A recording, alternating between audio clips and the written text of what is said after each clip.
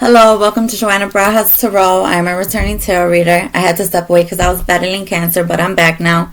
At this time, if you or anybody that you know is battling from cancer, my email is down below, and you can also pass this email down to someone who may need it at this time.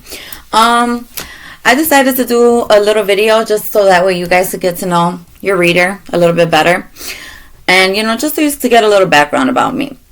I started my channel because I was actually in a very domestic violence abusive relationship, okay? And I kind of used everything that I went through as a catalyst. So that way, if I could help somebody who's dealing with someone that possibly they could be wasting time, years, days, whatever. If I could do that, I'm going to do it because I just feel like that's my purpose. But anyways, so like I was saying, I'm in the middle of a very ugly divorce, okay? And my ex-husband, because to me he's already my ex-husband, he was very abusive. He was very physically abusive, emotionally abusive, verbally abusive. He used to call me like fat bitch, all types of things. Leave my face black and blue, my body black and blue. And no, not for a while. No, none of my friends. Well, some of my friends knew. Only my close friends, because I had a real tight circle. Now it's like barely. It's even worse. I don't even really fuck with anybody like that. But anyways, his family knew about it. And it's like literally it was like a 4th of July. I was walking around with sunglasses on, doing dishes with sunglasses on because I had 2 fucking black eyes, okay?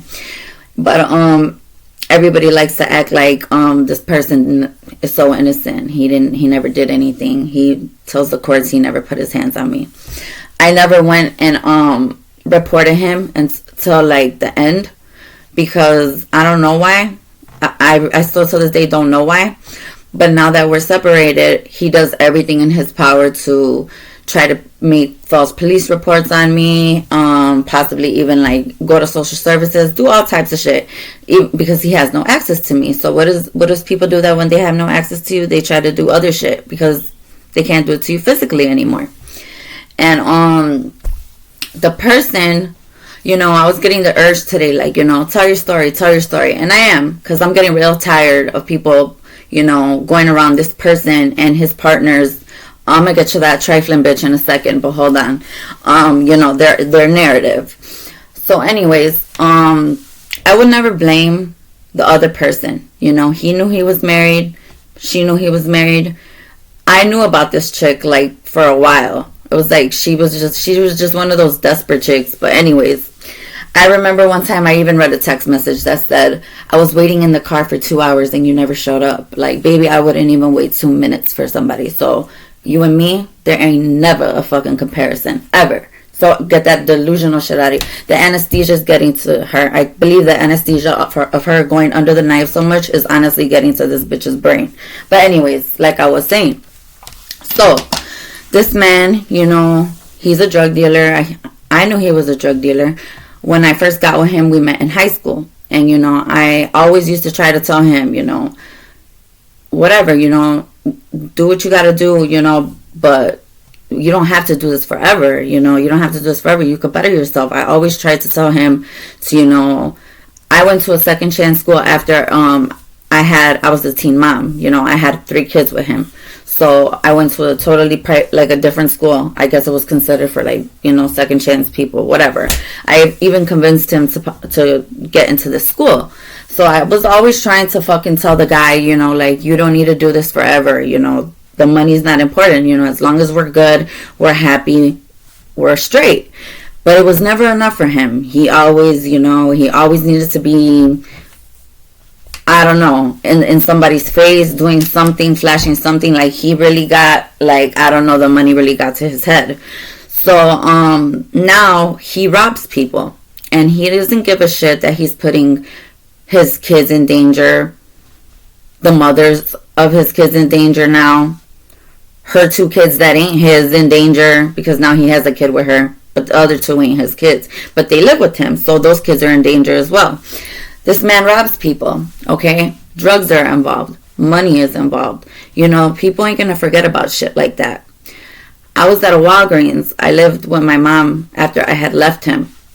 And I lived with my mom. and I lived across the street from a Walgreens at the time. And I went into the Walgreens, and a man that recognized me, and I recognized this man as well, I'm not going to say his name. It's as if like he was watching me, because he went in there and he directly walked up to me. And he's like, where is so-and-so? Asking me about the father of my sons and my daughter. And I was like, I'm not with him anymore. And then he's like, well, you guys have kids, right? And I was like, yeah.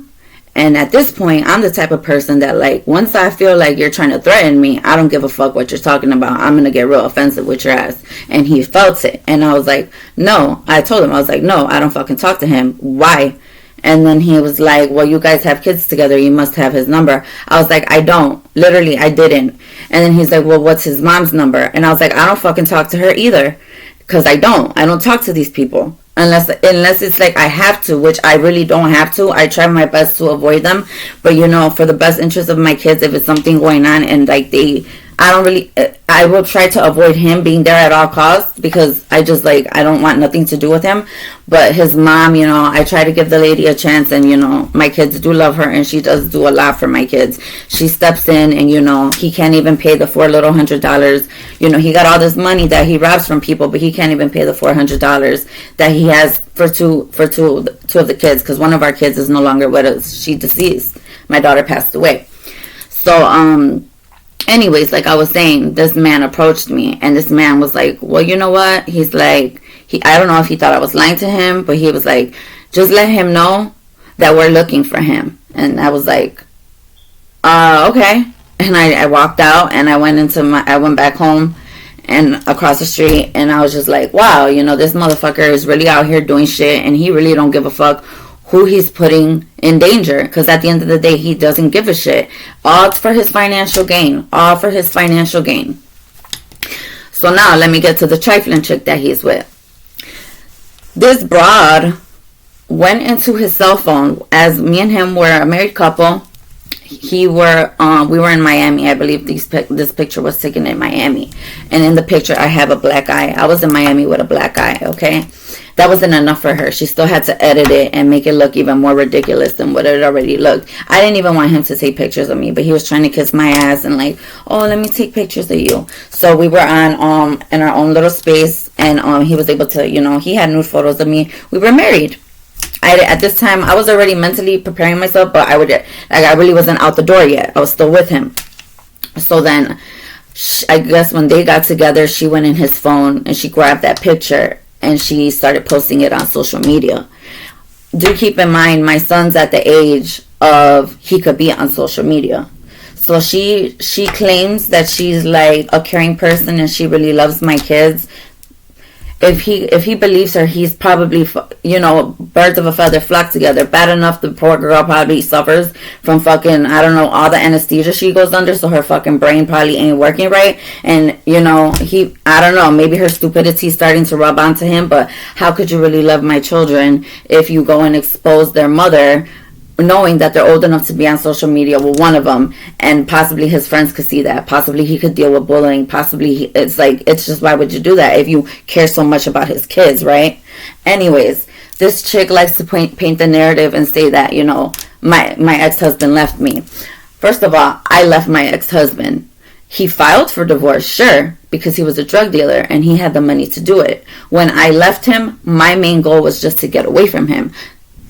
Filing for divorce was it was the last thing on my mind. My mission was just to get the fuck away from him. So he went and he filed for divorce, and this chick and him run around with the narrative that, oh, he left me. That is far from the truth. And then on top of that, honey, like, I don't understand where your hate came from. Like, what are you so mad about? You know, you got me confused. She's just a jealous individual. She's very insecure, and she knows. I've seen this girl in person, and she ain't ever about any of the shit that she talks about on this internet. She's a church mouse. She's a fucking church mouse. She's literally those people that will talk a lot of shit behind a screen, but when you see them, they ain't got shit to say. But she loves to run her mouth about me. Okay? But anyways, where was I at? Yeah, her. So yeah, they run with this little narrative that like, oh, And they paint me out to be this type of fucking person. And whole time she walks around like she won some type of prize. Like, baby, you don't even know what the fuck you're in for. And if you got people looking for you because he robs people for money and drugs, he don't even give a fuck about you or anybody that lives in that house. Because if I know how I feel when someone does something to me, and that's that I have a heart. You're talking about people that are dealing drugs and getting robbed for their drugs and their money. You think they have a heart to give a fuck about you, your kids, my kids? No. And he doesn't give a fuck about that. He don't give a fuck about anybody but himself. And I don't know, like, to me, he's just like, people like that are just, I thank God he took him out of my life. I thank God he took him out of my life. And that is honestly, you know what? I appreciate the spiritual journey. And I thank God, because at the end of the day, I was like, you know what? Maybe I really needed to go through all that. So that way I could figure out who the fuck I am and what's my purpose. And this is why I love to do this. Because if I could help anybody just, you know, get a little insight on you're wasting your time, that's not the one. Something better's coming. I'm going to do that. Because I don't know, like, I just feel like that's my purpose. But yeah, that's just a little background about me. My divorce isn't finalized, but it should be. But at this time, you know, if you or anybody that you know is struggling from domestic violence, you know, don't ignore the signs. Get the fuck out of there. Don't wait till you wasted fucking 12, 13 years of your life to just be like, I gotta go. Like, I swear, I feel like a different person. I'm not perfect. I have a lot of fucked up things about me, but I'm nothing for what these people try to portray me to be. And I'm not here to convince anybody. I don't give a fuck what anybody thinks about me. I'm the last person to care. But what I will do is I will always stand up for myself, and I come with facts, baby. Okay? I don't fucking live in a delusion like these delusional fucking people that walk around and act like they're something they're not, or want to be just like doing everything for fucking social media. But when shit gets down to it, and you in the real field, oh, you're not that person. You're not that person that on that fucking computer screen or that phone or whatever. You're a totally different person in real life. But this is just a little bit about me. If you have any, like, you know, if you just ever want to talk, or you even went through some type of simple, like, the same situation like that, and you just need somebody to talk to, I'm always here. And I don't really give a fuck. I don't give a fuck who likes it, who's going to agree with it. It is what it is. I'm getting real sick and tired of people painting this narrative. You know what? It's as if, like, people thought they were putting on a fucking show. Well, the floor is mine now. The floor is mine now. And now I'm going to fucking say it. Now I'm going to tell my side of the story. But, yeah. There's my story. Well, just a little bit of it. Not the whole thing.